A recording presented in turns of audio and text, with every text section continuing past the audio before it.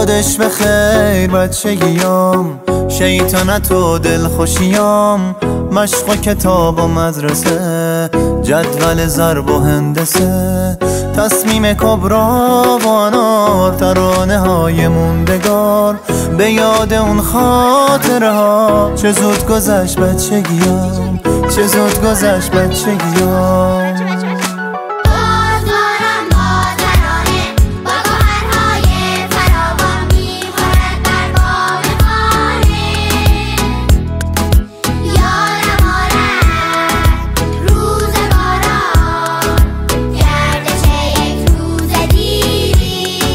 یادش بخیر توی جنگل های گیلان، یادش بخیر خوشحال و عزرخان، کودکی 10 ساله بود. یادش بخیر شاد و خرم زیر بارون، شاد و خرم زیر بارون.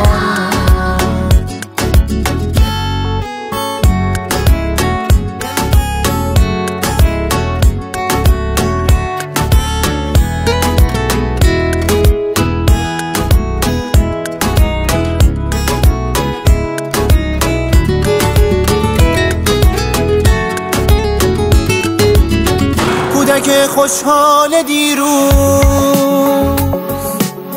غرق در غمهای امروز، یاد باران رفته از یاد، آرزوها رفته بر باد.